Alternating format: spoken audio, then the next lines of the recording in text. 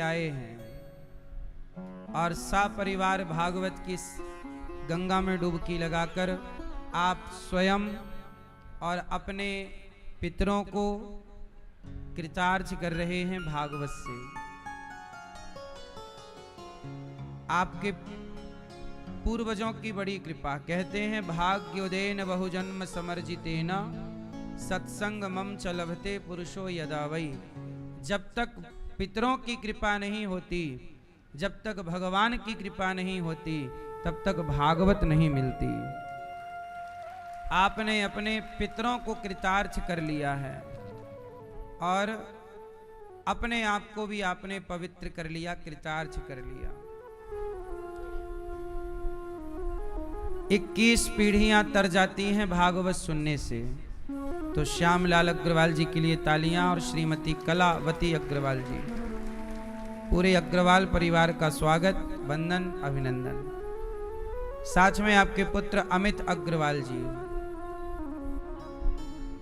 आपकी धर्मपत्नी निकिता अग्रवाल जी, बड़ी बेटी आपकी भारती अग्रवाल जी और श्री मनीष अग्रवाल जी,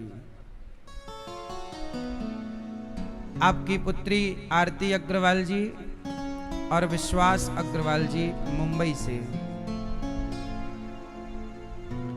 पोते उर्विक अग्रवाल जी और अरविक अग्रवाल जी। आप उज्जैन से आए हैं, कनासिया वाले हैं और अपने कनासिया हैं? तो आपने अपनी 50वीं वर्षगांठ के अवसर में यह भागवत जी का आयोजन करा रहे हैं।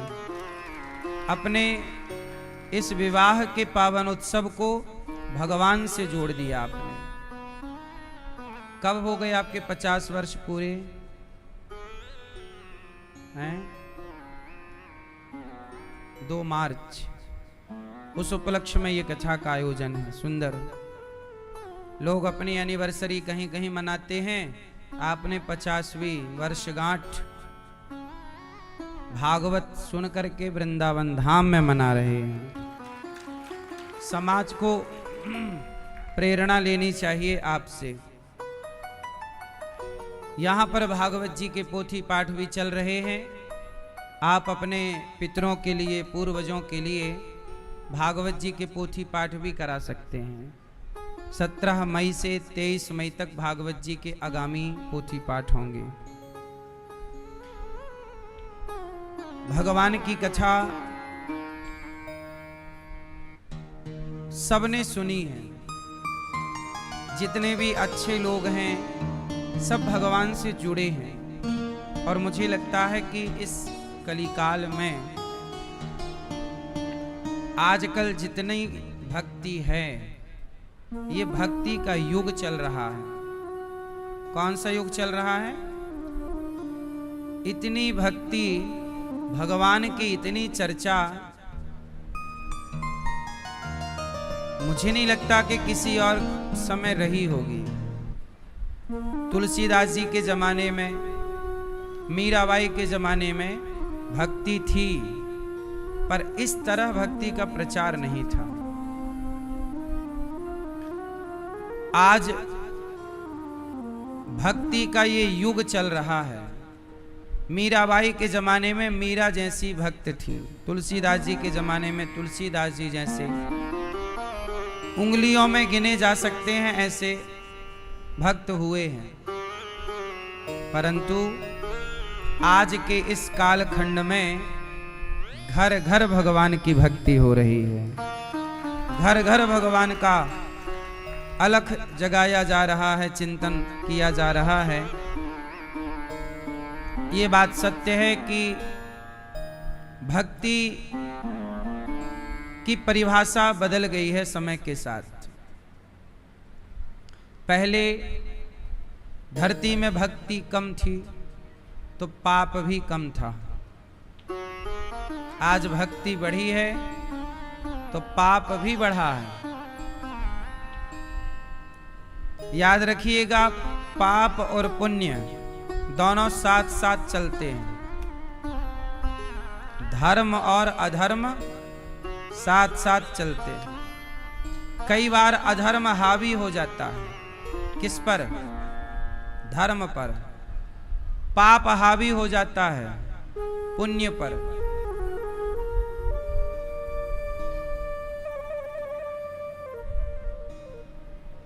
कई बार चीजें हावी हो जाती हैं।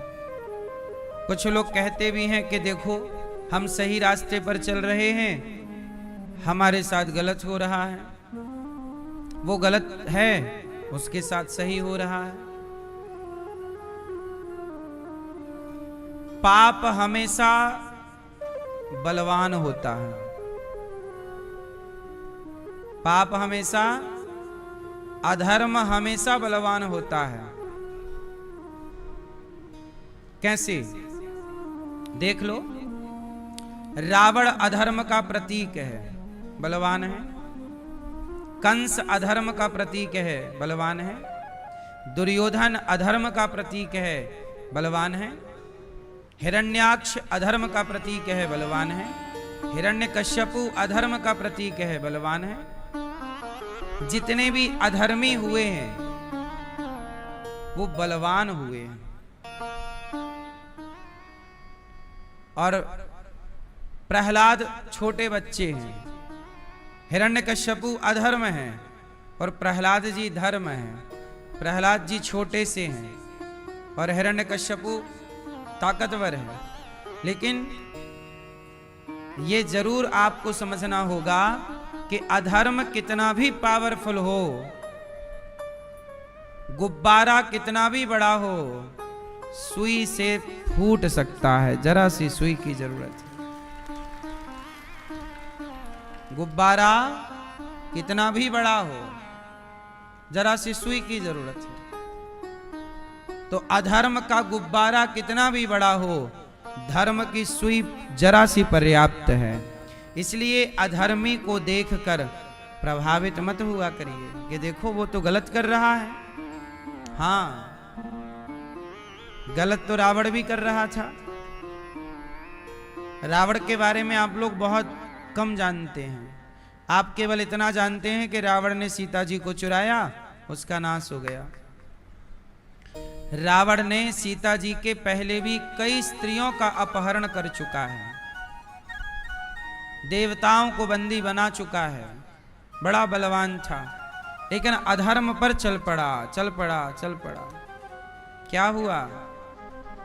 धर्म की जरा सी सुई चुभते ही फूट गया गुब्बारा। इसलिए कहता हूं, कई बार हम लोग विचलित हो जाते हैं कि कौन से रास्ते पर चले। हम भी अधर्म करने लग जाएं क्या?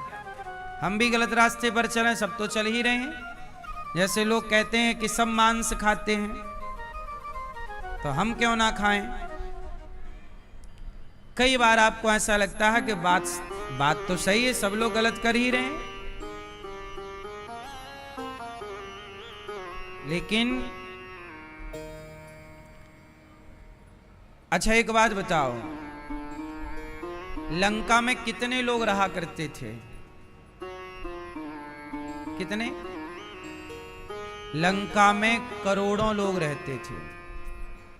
लंका में रावण के ही 1 लाख बेटे थे, 1.25 लाख नाती थे। रावण की सेना अलग थी, वहां के निवासी अलग थे। मतलब करोड़ों की जनसंख्या थी लंका में। कितने लोग थे? जोर से, करोड़ों थे। लेकिन अच्छा, वो करोड़ों कैसे थे? वो करोड़ों रावण के सपोर्टर थे। करोड़ों लोग किसका सपोर्ट करते थे? गलत रावण का। लेकिन उन्हीं करोड़ों में एक विभीषण भी थे। उन्हीं करोड़ों में एक विभीषण भी थे, जो उसी लंका का आटा खाते थे, उसी लंका का पानी पीते थे, उसी लंका की हवा लेते थे। लेकिन वो रावण के अधर्म में सम्मिलित नहीं हुए, रावण के पाप में सम्मिलित नहीं हुए। जैसे करोड़ों लोग गलत कर रहे हैं, पर करोड़ों की गलती का प्रभाव विभीषण पर पड़ा। ये कथा ये बताना चाहती है कि आपके अगल बगल में कितने भी गलत लोग हों, तो कई बार आप विचलित हो जाते हैं कि सब गलत हैं तो चलो हम भी वही करें। सब मांस खा रहे हैं हम भी खाएं, सब दारू पी रहे हैं चलो हम भी पिएं। कई बार ऐसा लगता है, लेकिन ये सीख हमें विभीषण जी से लेनी चाहिए कि करोड़ों लोगों से घिरे हैं। विभीषण जी कहते हैं सुनहु पवन सुत रहनी हमारी। हे पवन सुत, जब हनुमान जी लंका गए तो विभीषण जी कहते हैं कि हे हनुमान जी को आश्चर्य हुआ। हनुमान जी कह रहे हैं हे विभीषण जी, आप ये लंका में रहते कैसे हैं? यहां तो दुष्ट ही दुष्ट हैं, पापी ही पापी हैं, आप कैसे रहते हैं? तो विभीषण जी ने कहा जैसे दांतों के बीच में, किसके बीच में भैया? हो गया मोबाइल का काम। जैसे दांतों के बीच में जिह्वा रहती है। दांतों के बीच में जिह्वा कैसी है? 32 हैं दुष्ट और एक जिह्वा है सज्जन। 32 दुष्टों के बीच में अकेली जीभ रहती है। अच्छा, आपकी जिह्वा जरा इस तरफ चली जाए, उस तरफ तो दांत काट लेते हैं, जिह्वा को घायल कर देते हैं, है ना? दांत बड़े निष्ठुर हैं, निर्दयी हैं, जीभ को काट लेते हैं, लेकिन जीभ बड़ी सज्जन है। दांतों में दर्द हो तो जीभ बार बार जाके पूछती है कहो भाई सब कैसे हो। मसूड़ों में दांत में दर्द हो तो जीभ वहीं वहीं जाती है, हाल चाल पूछती है, सपोर्ट करती कैसे हो। और जीभ में दर्द हो तो दांत एक बार भी नहीं पूछते कि कहो जीवा कैसी हो। एक बार दांत में और जीभ में लड़ाई हो गई। दांत बोले हम 32 हैं, हमसे पंगा ना लेना, चुपचाप रहो। जीभ बोली देखो तुम भले 32 हो, हम चुपचाप तो रहती हैं, पर हमें तुम परेशान ना करना वरना हम तुम्हें बाहर करा सकती हैं। दांत बोले धमकी दे रही हो, तुम हमें बाहर कराओगी, आओ तुम हमारे इलाके में। जैसे ही गई काट लिया। अब बताओ। जिह्वा बोली अत्याचार ना करो, हम बाहर करा देंगी। दांत बोले कराओ। तो जिह्वा बोली ठीक है, डेमो देख लो। तो जिह्वा ने क्या किया, सबको गाली देना शुरू किया, जो मिले गाली, क्यों रे ऐसा वैसा। तो लोगों को लगा पागल हो गया, दिया एक ठूसा, और ठूसा मारा तो लगा दांत में, तो दांत एक गिर गया, वो जिह्वा अंदर रह गई। तो कोई मारेगा ठूसा तो जिह्वा में थोड़ी लगेगा। अब दांत भाई साहब बाहर। जिह्वा बोली देख एक गया और रुक, दूसरे को दे, यहां। उसने भी एक ठूसा मारा, दूसरा दांत बाहर। अब तो दांतों में खलबली मच गई। बात तो सही कह रही है, बाहर कर रही है सबको। अरे जिह्वा माफ कर दो, सॉरी, अब नहीं परेशान करेंगे। जिह्वा बोली सुनो, रहना है तो कायदे में रहो, कायदे में रहोगे तो फायदे में रहोगे, वरना सबको निकाल बाहर करूंगा। मैं अकेली हूं, बोल नहीं रही हूं, इसका मतलब तुम कुछ भी बोलो।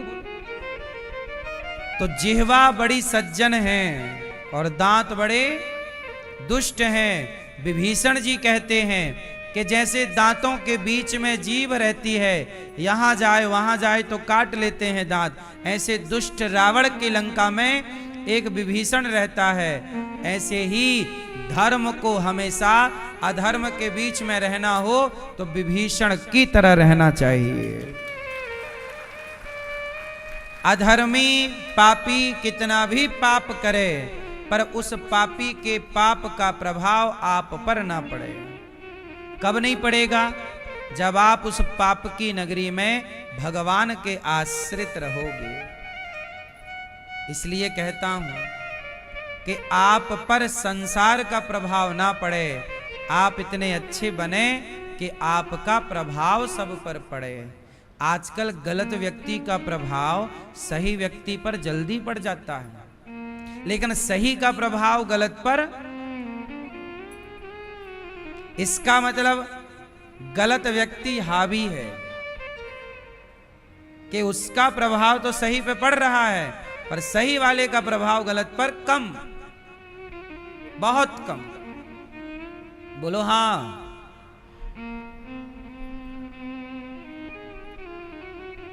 इसलिए सत्संग करते रहोगे तो विभीषण जी लंका में भी बचे रहे, पाप से राम के आश्रित रहे। ऐसे ही हमें आज के इस कली काल में, आज के पापमय जीवन में हमें अपने आप को बचा के रखना चाहिए और भगवान की छत्र छाया में रहना चाहिए। और बचने का एक तरीका है सत्संग, भगवान का कीर्तन, भगवान की कथा, ग्रंथों का, रामायण का, गीता का स्वाध्याय। गीता रामायण पढ़ो, सत्संग करो और बचा हुआ समय काम करते हुए पैसे अपना कमाते रहो ईमानदारी से और जुड़ी रहो धर्म से। भागवत जी में भगवान के दिव्य लीला का वर्णन है। भगवान जी भागवत जी में सारी लीला करते हैं। भगवान के 24 अवतारों की लीला भागवत जी में है। भगवान को किस तरह प्रणाम किया गया महात्म की कथा में। सच्चिदानंद रूपाय विश्वोत्पत्त्यादि हेतवे तापत्रय विनाशाय श्री कृष्णाय वयं नुमः। सच्चिदानंद रूपाय, भगवान कैसे हैं? सच्चिदानंद स्वरूप है। विश्व की उत्पत्ति पालन संहार करते हैं, ऐसे भगवान को हम राधा सहित कृष्ण को प्रणाम करते हैं। यम प्रव्रजन्त मनुपेत मपेत कृत्यम वैपायनो विरह का तरया जुहाव। यम प्रव्रजन्त मनुपेत मपेत कृत्यम द्वैपायनो विरह का तरया जुहाव। पुत्रेति तन्मयतया तरवोभिनेदुस्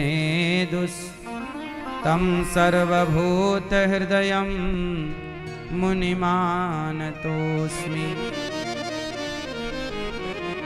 श्री सुखदेव भगवान प्रकट हुए। ऐसे सुखदेव जी को हम बारंबार प्रणाम करते हैं।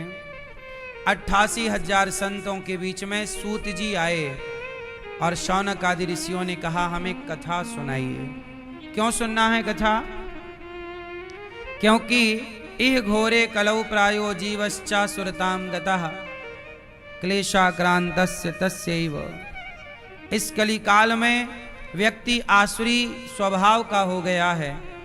सूत जी से कहा, शौनक आदि ऋषियों ने हमें कथा सुनाइए और हमें से आसुरी वृत्ति से बचाइए, आसुरी प्रवृत्ति से बचाइए।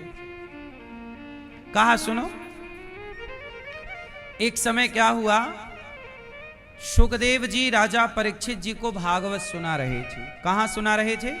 शुकताल कि वहां देवराज इंद्र आए, देवताओं के राजा, और कहा कि सुखदेव जी ये स्वर्ग का अमृत हम लाए हैं, ये परीक्षित जी को आप पिला दीजिए, और परीक्षित जी को जो आप भागवत की कथा सुना रहे हैं वो मुझे सुना दीजिए। सुखदेव जी बोले, परीक्षित जी सौदा यदि आपको सही लगे तो आप स्वीकार करो। ये कह रहे हैं कि स्वर्ग का अमृत ले लो और कथा का अमृत हमें दे दो, कर लें अदला बदली, एवं विनिमय जाते सुधा राज्ञा प्रपीयताम, कर लें। तब परीक्षित जी ने कहा, ना, मुझे स्वर्ग के अमृत का कोई लोभ नहीं है। अच्छा सुनिए, परीक्षित जी को 7 दिन में मरने का शाप लगा है। परीक्षित जी कौन है? अभिमन्यु के बेटा। परीक्षित जी को 7 दिन में मरना है, ऐसा शाप लगा है। शाप क्यों लगा? एक संत जी का अपमान कर दिया उन्होंने, एक साधु जी के गले में मरा हुआ सांप डाल दिया। तो समीक जी के पुत्र श्रृंगी ऋषि ने शाप दे दिया, इति लंघित मर्यादम तक्षकः सप्तमे हनि। हे परीक्षित, आज से 7वें दिन तक्षक तुम्हें डसेगा और तुम्हारी मृत्यु हो जाएगी। क्यों? क्योंकि तुमने एक संत का अपमान कर दिया। जाओ। अब राजा परीक्षित जी को पता लगा कि मुझे मरना है, तो उन्होंने अपने पुत्र को राजा बनाया और सुखदेव जी, वो परीक्षित जी चल पड़े शुकताल में। वहां सुखदेव जी आए और सुखदेव जी ने राजा परीक्षित जी को भागवत सुनाई। उन्होंने भागवत क्यों सुनाई? क्योंकि परीक्षित जी के पास 7 दिन थे ओनली, 7 दिन बाद वो मर जाएंगे। अच्छा, आप लोगों के पास कितना टाइम है? आपके पास समय कितना है? आप लोगों ने समय को कुछ उसकी गणना की, देखा कि कितना बचा और कितना गया? आप लोगों के पास कितना टाइम है? मैया, कितना टाइम है आपके पास? लड़कपन खेल में खोया। मैया सुनो, लड़कपन, ओ वीडियो वाली मैया बैठ के बना लो मेरी माँ। लड़कपन खेल में खोया और जवानी नींद भर सोया, और बुढ़ापा देख कर रोया। यही किस्सा पुराना है। लड़कपन ऐसे फुर्र से हो जाता है, यूं चला गया। जवानी यूं बीत गई। लड़कपन जवानी जल्दी बीत जाती है, जल्दी नहीं बीतता तो बुढ़ापा है जो जल्दी नहीं बीतता। बोलो हाँ। आपने लड़कपन में छोटे छोटे बच्चों को 2 साल बाद देखना, बदले मिलेंगे। जवानों को देखना 2-4 साल में वो थोड़ा बदल जाते हैं, स्वरूप बदल जाता है, रंग रूप। लेकिन एक टाइम बाद, बुढ़ापे के बाद व्यक्ति स्थिर हो जाता है। परिवर्तन तो होता है, पर फिर इतना सूक्ष्म कि वो जल्दी से समझ नहीं आता। बोलो हाँ। तो जल्दी समाप्त ना होने वाला कोई है तो बुढ़ापा। लड़कपन जल्दी चला जाता है, जवानी भी जल्दी, और बुढ़ापा थोड़ा टिकता है। अब मुझे आप लोग बताओ कि लड़कपन तो आपका गया कि है? जवानी है कि गई? है? कुछ लोगों की है, कुछ लोगों की गई। लड़कपन गया, जवानी है कुछ लोगों की, कुछ की गई। अब क्या बचा? बुढ़ापा। इसका मतलब है कि आपका जीवन धीरे धीरे बढ़ रहा है कि घट रहा है? क्या हो रहा है? जीवन बढ़ रहा है कि घट रहा है? आपकी उम्र बढ़ रही है कि घट रही है? हैं?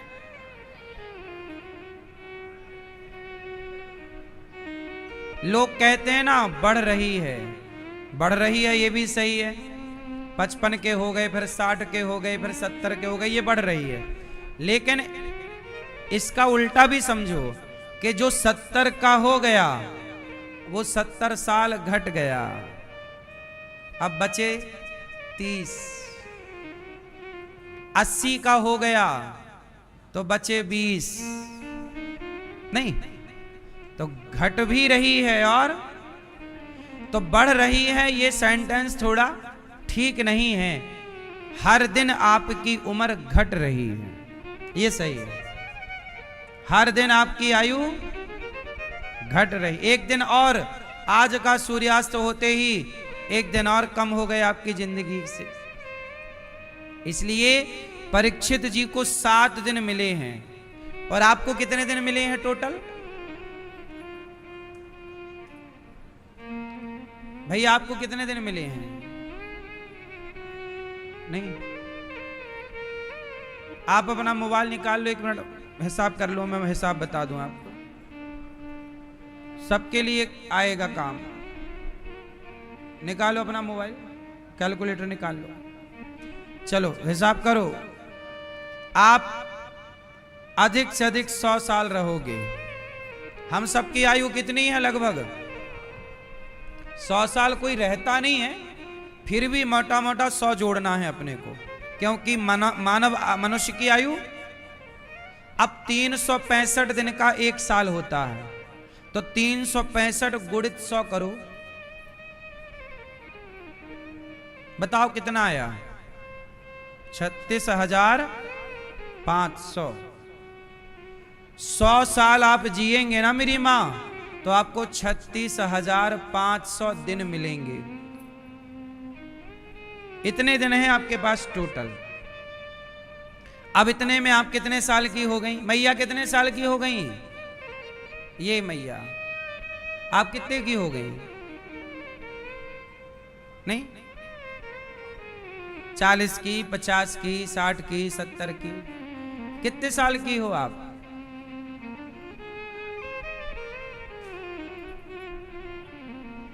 मैया आप कितने साल की हो? ये चश्मा वाली मैया, ये 60, ये मैया 60 साल की हो गई। 60 गुणित 365 निकालो।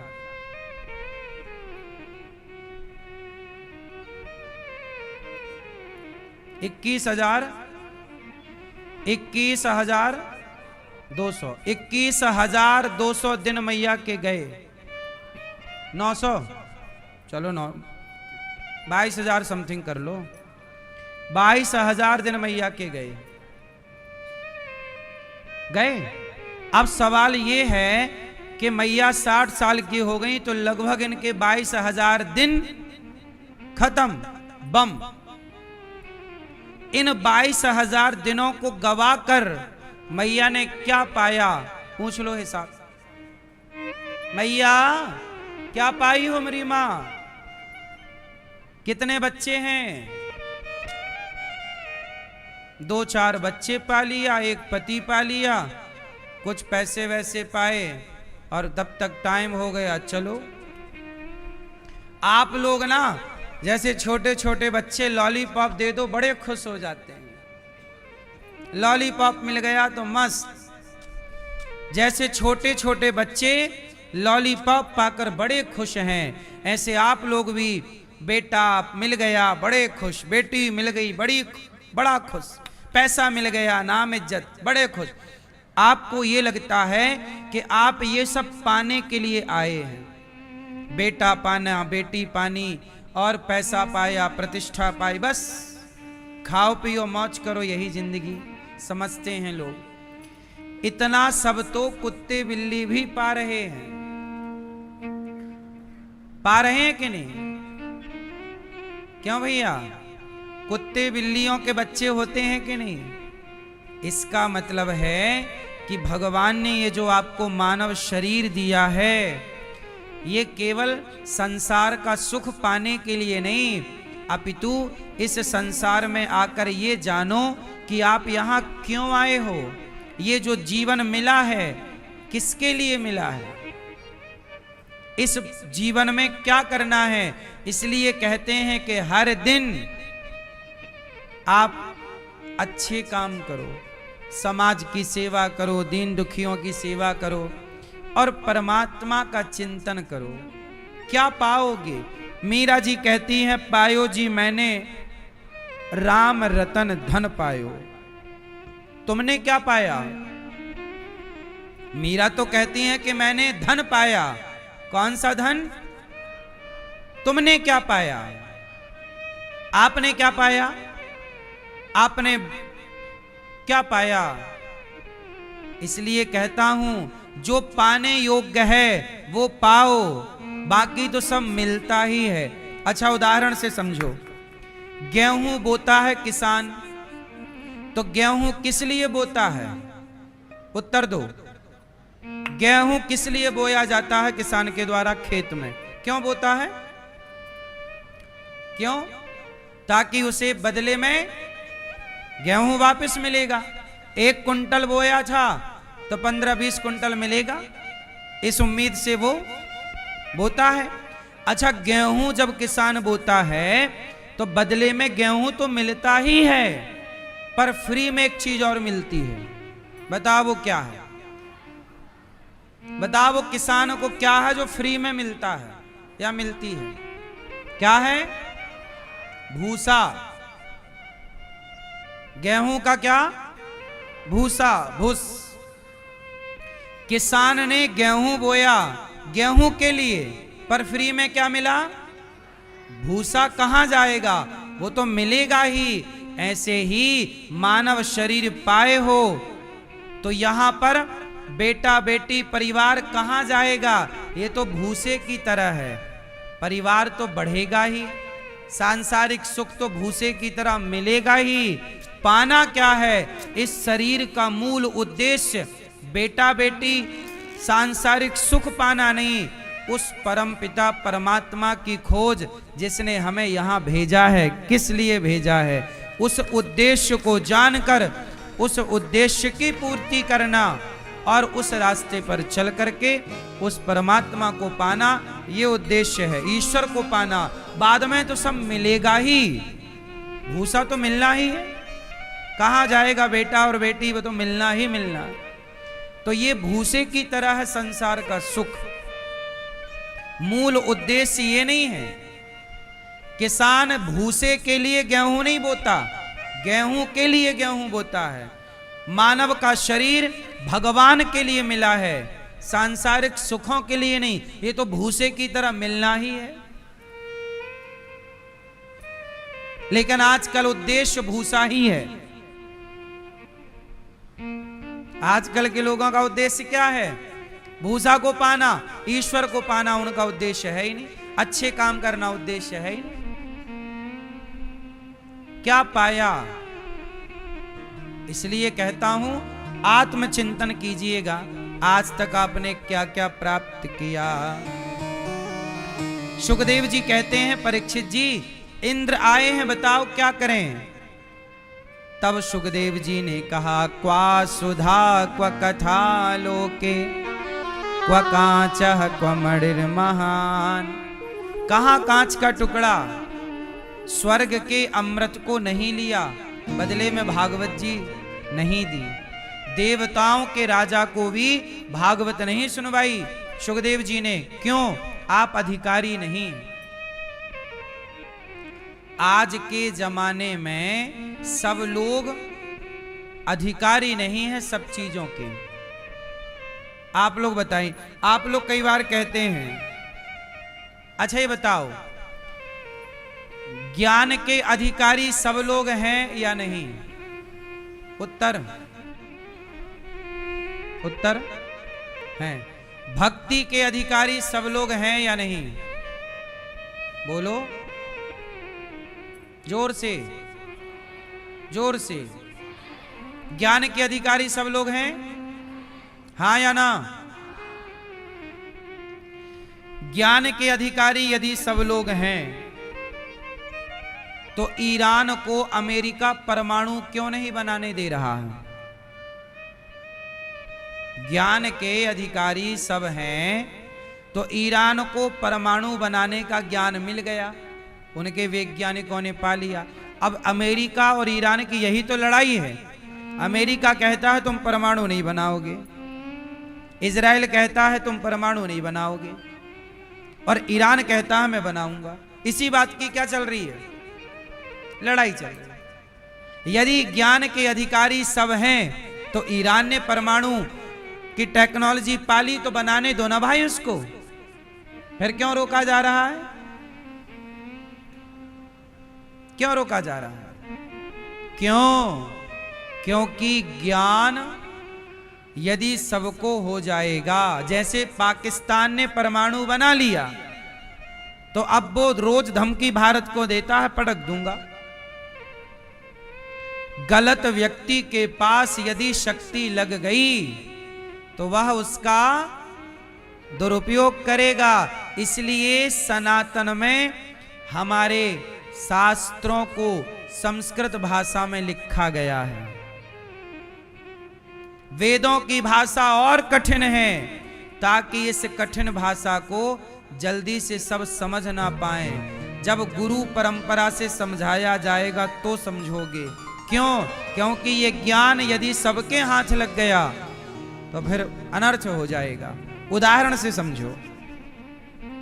दो उदाहरण मैं आपको देता हूं। जैसे एकलव्य को गुरु द्रोणाचार्य जी की सारी विद्या लग गई हाथ।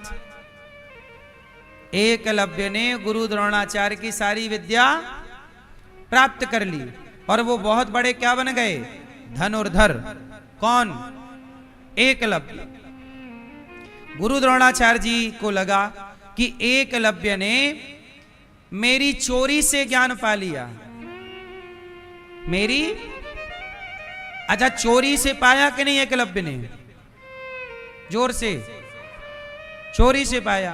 तो गुरु द्रोणाचार्य जी को लगा किसने चोरी से पाया है और बड़ा ज्ञान पा लिया, यदि ये दुरुपयोग करेगा तो ये अनर्थ कर डालेगा। यदि ये इसका दुरुपयोग किया तो क्या कर डालेगा? अनर्थ कर डालेगा। जैसे अमेरिका कहता है ईरान से, तुम अपना सारा यूरेनियम मुझे दे दो। मतलब परमाणु बनाने की जितनी टेक्नोलॉजी है वो सारी मुझे सौंप दो। जितना भी तुमने यूरेनियम बनाया है वो मुझे दे दो। जैसे अमेरिका ईरान से कहता है कि अपनी परमाणु शक्ति मुझे दे दो, क्योंकि तुम्हारे हाथ लग गई, तुम कहीं दुरुपयोग ना कर दो। उसी तरह गुरु द्रोणाचार्य जी को लगा कि मेरी शक्ति इसे लग गई हाथ, ये बड़ा धनुर्धर हो गया। कल को यदि इसने दुर्योधन का साथ दे दिया और दुर्योधन ने इसकी ताकत का मिसयूज कराया तब तो अनर्थ हो जाएगा। इसलिए कहा तुम अपनी यूरेनियम शक्ति हमें दे दो, अर्थात अंगूठा दे दो। इसलिए गुरु द्रोणाचार्य जी ने कहा कि तुम अपनी यूरेनियम शक्ति हमें ये अंगूठा दे दो, क्योंकि ये अंगूठा काम करता है। दे दिया। एकलव्य भी पक्का चेला अंगूठा दे दिया। अच्छा अंगूठा दिया, इसके बाद गुरु द्रोणाचार्य जी ने क्या किया? गुरु द्रोणाचार्य जी ने उसे उंगलियों से धनुष बाण चलाना सिखाया। गुरु द्रोणाचार्य जी ने एकलव्य को उंगलियों से धनुष बाण चलाना सिखाया। ये नहीं कि तुम अब बिल्कुल हीन हो गए, शून्य हो गए, नहीं। लिया तो बाद में दिया कि तुम अपनी रक्षा कर सको, औरों की भी रक्षा करो, ये लो, कहीं इस शक्ति का मिसयूज ना हो। अच्छा ये तो हो गई एकलव्य की बात। तो एकलव्य का अंगूठा काट कर गुरु द्रोणाचार्य जी ने सही किया कि गलत किया? जोर से। इसके दो पक्ष हैं। कुछ लोग कहते हैं गलत किया। भाई गलत किया जो लोग कहते हैं वो सही बात नहीं जान पाए, इसलिए कहा कि गलत किया। भाई गुरु द्रोणाचार्य को पता है ना कि इन शक्तियों का मिसयूज क्या हो सकता है, जनता जनार्दन किस तरह संकट में आ सकती है। अब मैं आपको एक दूसरा उदाहरण देता हूं। ज्ञान, क्या ज्ञान सबके लिए है? कुछ बातें हैं ज्ञान की जिसके अधिकारी सब लोग नहीं हैं। अब उदाहरण से समझो। अब जैसे कुछ लोग, जैसे चोर है, अब भारत में कुछ चोरों को ज्ञान लग गया, चोरों के पास एक ज्ञान हाथ लग गया। चोरों के पास कौन सा ज्ञान लगा? चोर आपके घर चोरी करता है और पूछो कि क्यों रे तूने चोरी की, तो वो चोर कहता है नहीं मैंने चोरी किया, अरे भगवान की इच्छा के बिना पत्ता नहीं हिलता। चोर चोरी करता है और नाम किसका लगा देता है? क्योंकि उसे ज्ञान मिल गया। तो अब उस ज्ञान का वो क्या कर रहा है? दुरुपयोग। खुद चोरी करता है और नाम किसका लगा देता है? भगवान की इच्छा के बिना तो पत्ता नहीं हिलता। अब बताओ, चोर ने चोरी की और कह दिया कि भगवान की मर्जी के बिना पत्ता नहीं हिलता, तो सच बताओ अपराधी भगवान है कि चोर है? पर चोर तो मानता नहीं है कि मैंने अपराध किया, चोर तो कहता है प्रभु की मर्जी थी। अब बताओ कौन अपराधी है? भगवान की चोर। पर चोर कितना होशियार है, उसने सत्संग कर लिया ना, तो गुरुजी बता रहे थे कि भगवान की मर्जी के बिना पत्ता नहीं हिलता। चोर को लगा ये ज्ञान तो अपने मतलब का है। अब चोर को लगा ये अपने मतलब का है। इस ज्ञान के बल पर चोर चोरी कर रहा है। इसका मतलब ये हुआ कि अच्छा आप लोग बताओ, भगवान की मर्जी के बिना पत्ता नहीं हिलता, ये लाइन सही है कि गलत है?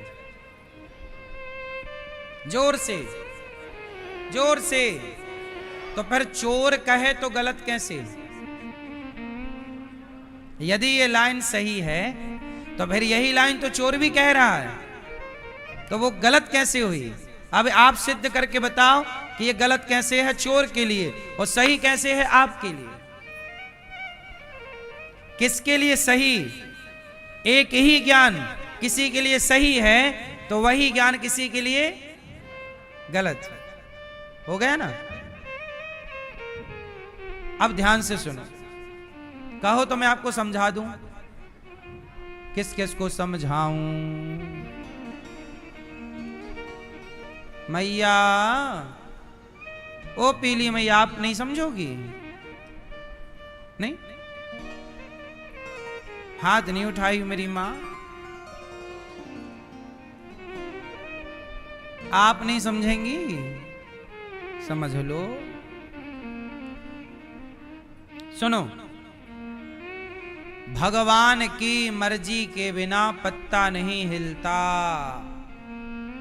ये बात सबके लिए नहीं है। ये बात सबके लिए, ये ज्ञान सबके लिए नहीं है। तो फिर ये ज्ञान किसके लिए है?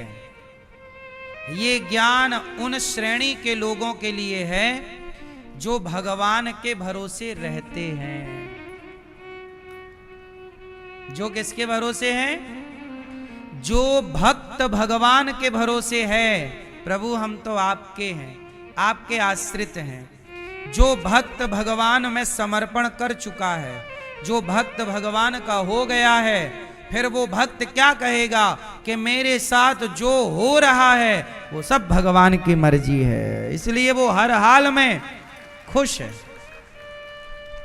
अब चोर का समर्पण हुआ नहीं भगवान में, और जब समर्पण हुआ ही नहीं तो आप पर यह ज्ञान लागू नहीं होगा कि भगवान की मर्जी के बिना पत्ता।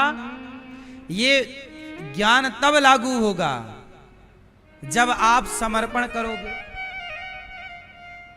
बात समझ में आई कि नहीं?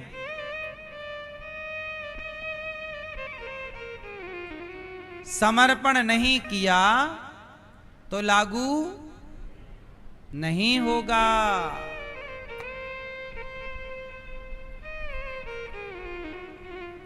सही है? ये ज्ञान भगवान की मर्जी के बिना पत्ता नहीं हिलता, जो भक्त भगवान के भरोसे है। अब जैसे मीराबाई, मीराबाई भगवान के आश्रित है। फिर मीराबाई के ससुर ने क्या दिया मीरा को? जहर। क्या दिया? और मीरा को पता लग गया कि ये जहर है, पर मीरा ने उसे पी लिया। क्यों? क्योंकि मीरा पूर्ण समर्पण कर चुकी। प्रभु अब तो मैं आपकी हूं और अब जो है वो आपकी मर्जी। यदि ये जहर मिला है तो आपकी इच्छा है कि मैं पीऊं तो मैं पी लूं। अब मारना है कि बचाना है वो आपके हाथ में। पी लिया।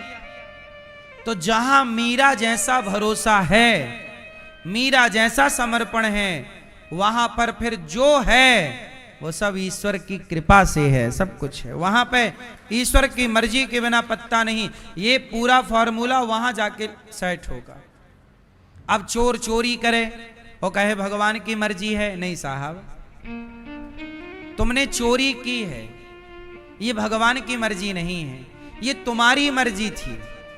तुमने नाम भगवान का लगा दिया। भगवान ने थोड़ी कहा कि तुम दूसरे को नुकसान पहुंचाओ। भाई गीता में एक ही बात थोड़ी लिखी है, सारी बातें लिखी हैं। सारी बातें जब पढ़ोगे समझोगे तब निष्कर्ष निकालोगे। एक बात से निष्कर्ष नहीं निकलता ना। ज्ञान की बात तो छोटा बच्चा भी करता है। एक बात उसे पढ़ा दीजिए, तोते को एक सेंटेंस रटा दीजिए, वो भी बात कर लेगा ज्ञान की। तो ज्ञान की बात कर लेने से ज्ञान नहीं होता। भक्ति की बातें करने से भक्त नहीं होता। होने वाला अलग है, बात करने वाला अलग है। भाई ज्ञान की बात तो गूगल भी कर रहा है। गूगल को सबसे ज्यादा ज्ञान है आजकल। तो ज्ञान की बात करने से ज्ञानी होता तो गूगल बाबा सबसे ज्ञानी है ना। तो ज्ञान की बात करना एक अलग विषय है। उस ज्ञान को अच्छा, राम और रावण दोनों में ज्ञानी कौन है ज्यादा? जोर से। राम और रावण में ज्ञानी कौन? रावण ज्यादा ज्ञानी है। रावण भाई व्यवहार, राम भगवान है, ये अलग विषय है कि राम भगवान है और भगवान सबसे ज्ञानी है, भगवान से बड़ा कोई नहीं। ये तो बात अपनी जगह है। लेकिन राम मनुष्य बनकर आए, उस मनुष्य शरीर में राम और रावण को यदि रखा जाए तो रावण सबसे ज्यादा ज्ञानी है। लेकिन वो ज्ञानी रावण, उस ज्ञानी रावण ने जो ज्ञान पाया उस ज्ञान पर चल ही नहीं पाया। अच्छा, राम जी का ज्ञान रावण से कम था, लेकिन जितना ज्ञान था राम उस पर चले। रावण नहीं चला, राम चले। तो ज्ञानी वो नहीं जो ज्ञान रट ले, ज्ञानी वो है जो ज्ञान पर चल पड़े। रट